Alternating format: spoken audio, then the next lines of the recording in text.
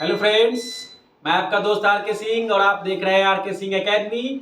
जैसा कि आप लोग अभी तक संस्कृत की मैं बात कर रहा हूं, संस्कृत का 3 वीडियो देख चुके हैं back to back, sorry 2 video देख चुके हैं। ये तीसरा सेशन रहेगा संस्कृत का और अभी तक मुझे उम्मीद है कि जो मैंने ये नया एक लैंग्वेज स्टार्ट किया है, नई भाषा संस्कृत में, जिसमें खास करके जो व्याकरण होता है, ग्रामर पोर्शन, जिससे कि बाकी सभी क्लासेस के बच्चों को संस्कृत में सीखने में आसानी होगी, इस हिसाब से मुझे उम्मीद है। और जैसा आपका फीडबैक आ रहा है, आपके व्यूज़ और आपके कमेंट्स आ रहे हैं कि आप लोगों को समझ में आ रहा है, काफ़ी आसानी हो रही है।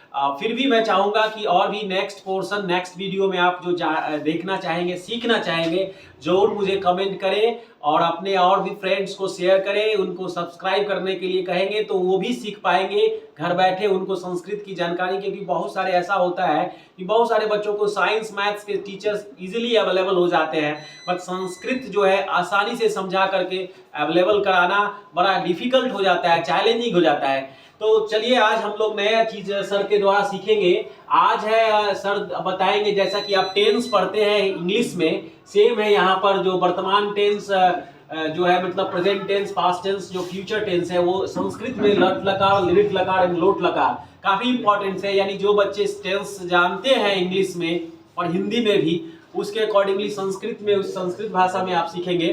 तो अभी मैं आपको पूरा का पूरा बोर्ड सर को शेयर कर रहा हूँ, आर्यन सर को, और ये सर आपको आगे का पोर्शन समझाएंगे।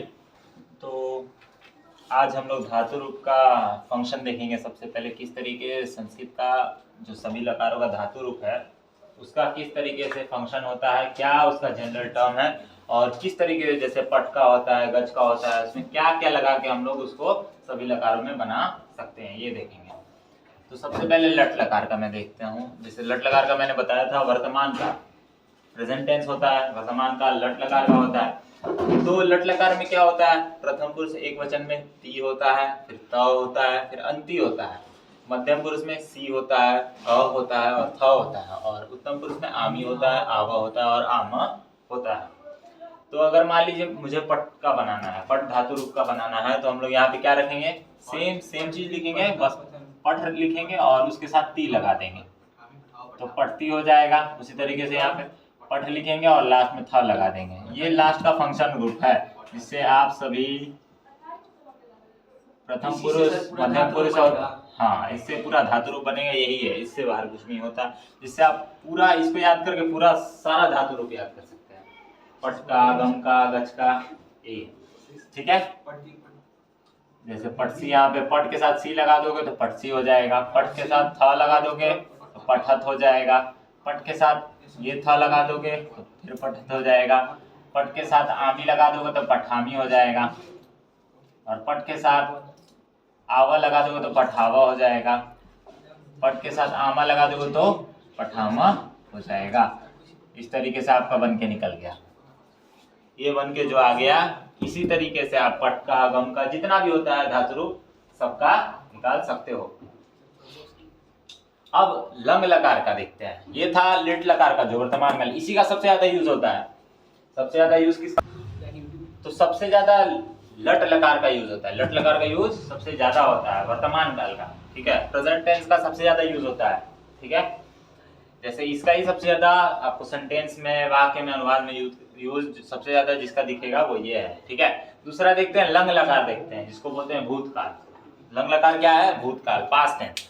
इसमें क्या होता है, इसमें थोड़ा चेंजिंग होता है लंग लकार में, बाकी सबसे थोड़ा सा अलग है, क्योंकि इसमें अ प्लस क्रिया होता है। ये क्या है, अ प्लस क्रिया। इसमें जो क्रिया लिखते हैं ना, जैसे हम लोग, मैंने यहाँ पे सीधे पट्टी लिख दिया ना, इसके साथ अंतिम में लगा के, अंतिम में जो लगता है उसे क्या बोलते हैं, प्रत्यय बोलते हैं। शुरू में जो लगता है उसको उपसर्ग बोलते हैं। तो इसे मैंने प्रत्यय के रूप में लगा के बस लिख दिया। बट इसमें क्या होगा, प्रत्यय के रूप में लगा के लिखना तो है, लेकिन आगे उपसर्ग अ जोड़ना है। क्या जोड़ना है, उपसर्ग अ जोड़ना है। जैसे मैंने मान लो लिखा,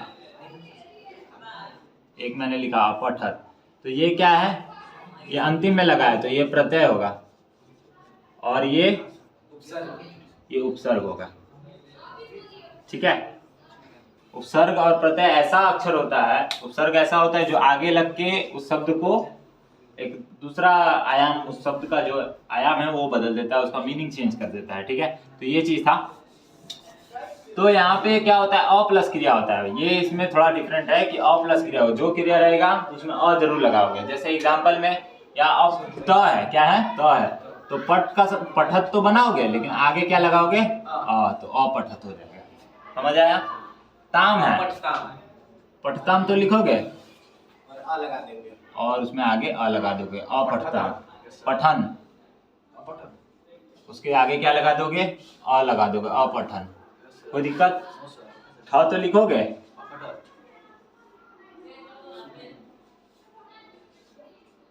उसके साथ क्या आगे क्या लगा दोगे, अपठत। कोई दिक्कत? उसी तरीके से हो जाएगा अपठतम, फिर आगे अपठत, फिर आगे अपठम,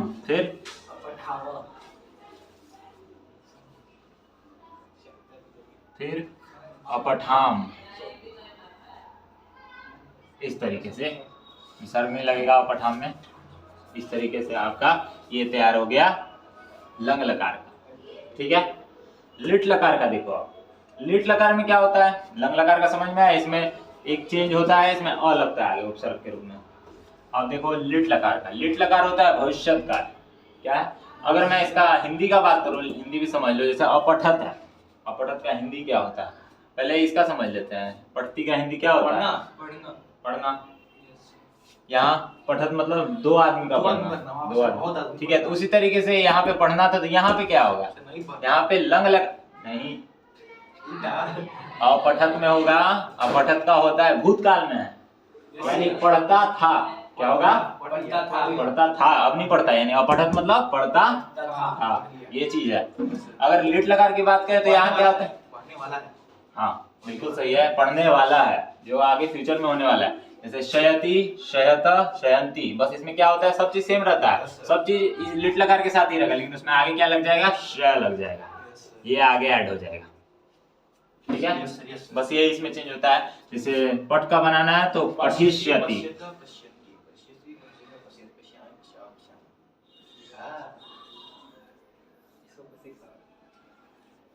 पठिष्यति हो जाएगा। क्या हो जाएगा? इस तरीके से इसका भी बनेगा, इसका आप लोग बनाना। इसके बाद आते हैं लोट लकार पे। लोट लकार क्या होता है? आज्ञार्थक। कल बताया था मैंने, लोट लकार क्या होता है? आज्ञार्थक। आज्ञा, अगर किसी को आज्ञा दी जा रही हो तो वो आज्ञार्थक शब्द होता है। इसको हम लोग इंग्लिश में इम्पेरेटिव बोलते हैं। क्या बोलते हैं? इम्पेरेटिव। तो आज्ञा देने वाला सेंटेंस, किसी को ऑर्डर दे रहे हो आप, तो उसमें क्या लगेगा, इसका ट्रिक ये है, उसका जो फंक्शन है, तू ताम अंतु अतम त आनी आव आव, ये होता है। ठीक है, जैसे बनाना है तो क्या हो जाएगा, पठतु हो जाएगा। क्या हो जाएगा? फिर पठताम हो जाएगा, फिर पठंतु हो जाएगा। इस तरीके से चलेगा, इसका कोई दिक्कत नहीं है, पूरा बनाने का जरूरत नहीं है, समझ में आ रहा है। एक चीज ये सिर्फ समझ लोगे तो आप सारा का बना सकते हो। पठती का जैसे मैंने बनाया, गश्ती का भी बना सकता हूँ, गस्तु हो जाएगा, गच्छताम हो जाएगा, गच्छन्तु हो जाएगा,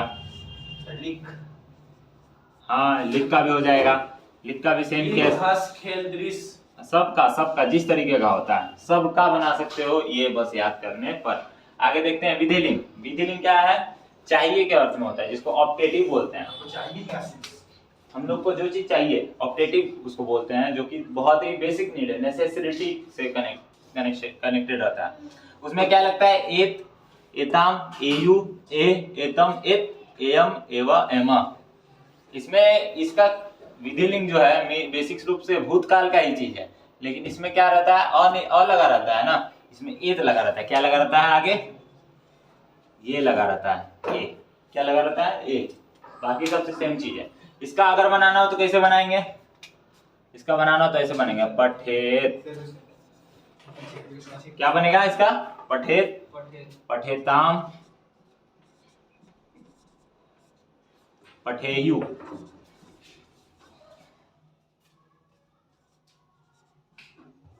इसी तरीके से आगे पठे, पठेतम, पठेत, पठेयम, पठेव, पठेम, इस तरीके से बनेगा। ठीक है, अगर इसका अर्थ पूछना हो तो क्या होगा इसका हिंदी?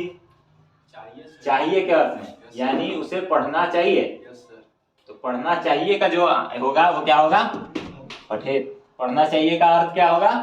खाली पढ़ना चाहिए का क्या होगा? पठेत। ठीक है, अगर मैं पूछूं कि पढ़ो, तुम पढ़ो, तो इसमें क्या होगा? तुम पढ़ो है तो पठेताम हो जाएगा। वह पढ़े, ऑर्डर दे रहा है ना मैंने, मैं ऑर्डर दे रहा हूँ, वह पढ़े यानी स पठतु, यह आज्ञार्थक शब्द है। अगर किसी को ऑर्डर दे रहे हो तो ये लगेगा। ठीक है, इस तरीके से ये सारा है, इसको आप याद करके सारा पूरा धातु रूप क्लियर कर सकते हो। ये है उसका ट्रिक।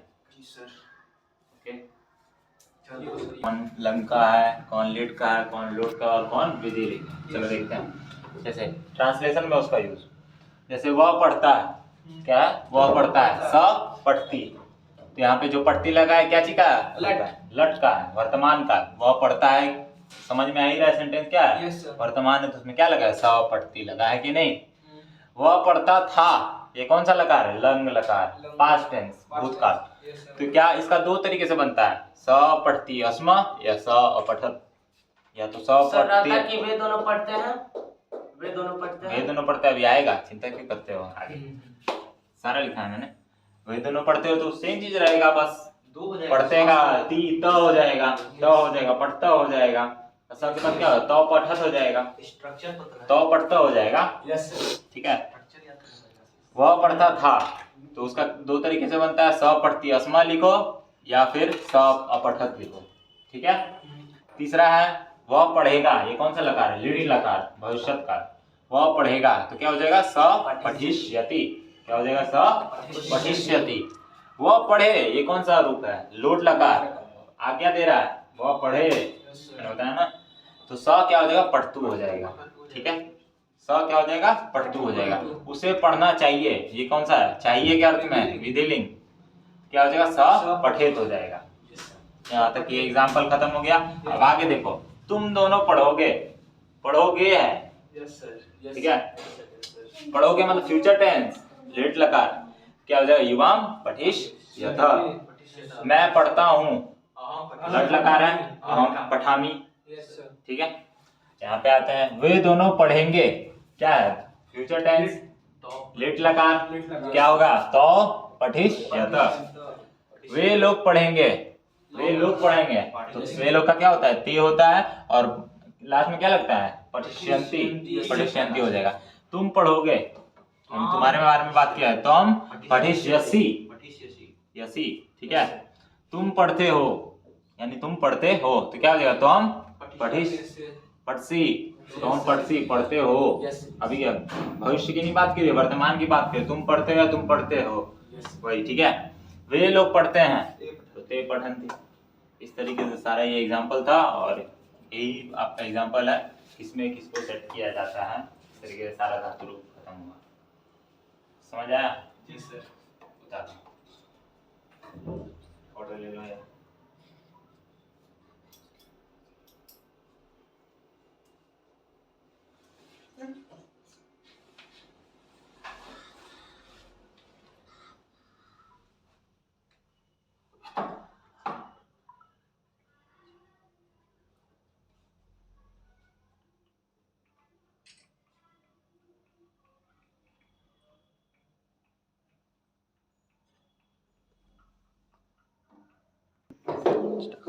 हाँ, सो फ्रेंड, आप लोग जो भी स्टूडेंट है, अभी जितना चीज़ सीखे हैं इस संस्कृत में, यानी जो टेंसेस सीखे हैं, present tense, past tense and future tense के साथ साथ एग्जाम्पल के साथ आप लोगों ने देखा कि कैसे सर ने आप लोगों को ये समझाया है, और मुझे उम्मीद है कि ये पूरा आपको समझ में आएगा। तो आप उसी उम्मीद के साथ कल फिर जुड़िए और कल सीखिए। आप कल क्या सिखाएंगे सर? उपसर्ग। कल उपसर्ग और प्रत्यय जो होता है वो सीक्वेंस में आप सीखेंगे, जो आपको पहले से थोड़ा रेडी होकर के आइएगा, और क्वेश्चंस भी रहेंगे।